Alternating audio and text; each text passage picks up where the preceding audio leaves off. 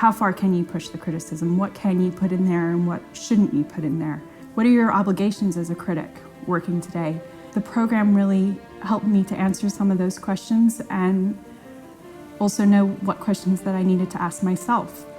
The first thing I have them do always is I put up 2 pieces of art on the wall and I have them respond to them directly without knowing anything about the artist or the background of the piece. It's almost like a fingerprint of where they're at in the writing, how they approach it, whether they're actually looking at something or not. It's just this melange of all kinds of different reading things and all different writing styles, and the people in class with me are coming from lots of different wonderful backgrounds, and we're all kind of throwing our work together and seeing where it goes and giving each other suggestions under this wonderful guidance. The class sizes are very small. We all are able to engage with each other's work.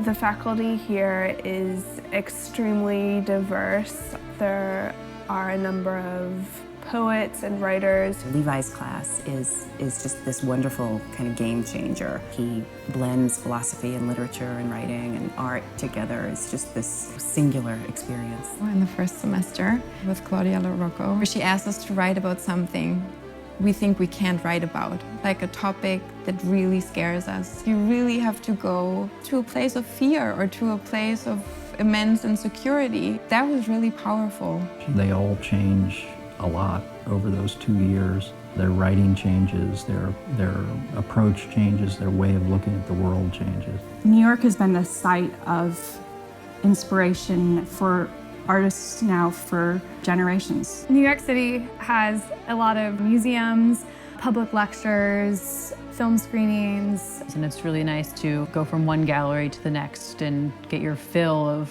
artwork within an afternoon or something, but then always have there be more. Central Park is something that's very interesting to me, and then to read Robert Smithson write about Central Park, and then now to experience it myself, it's like there's this layer that is incredibly rich and I think incredibly wonderful.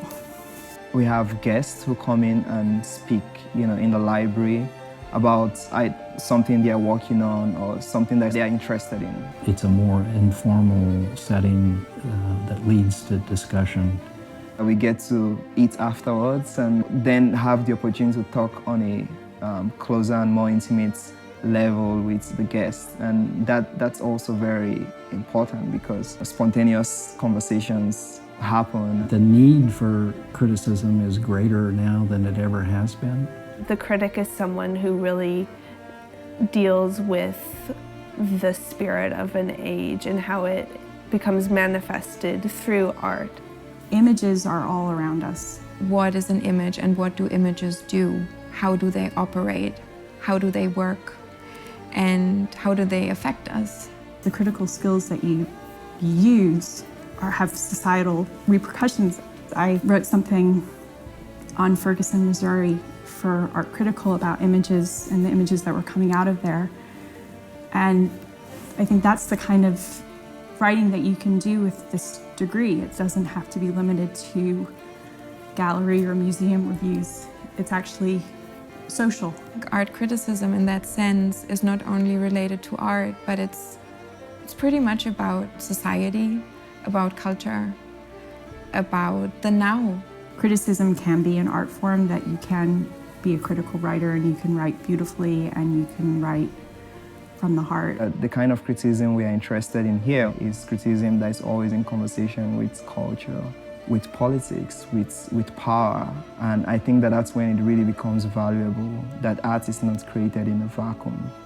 I always say that criticism is about crisis. It's about asking questions, hard questions, and grappling with them. We spend a lot of time in the program looking at the history and future of the image. Anyone who's going to go out and write about art needs to know where images came from, how they operate on us, how we respond to them, how we use them, how they affect us, and how that's changing.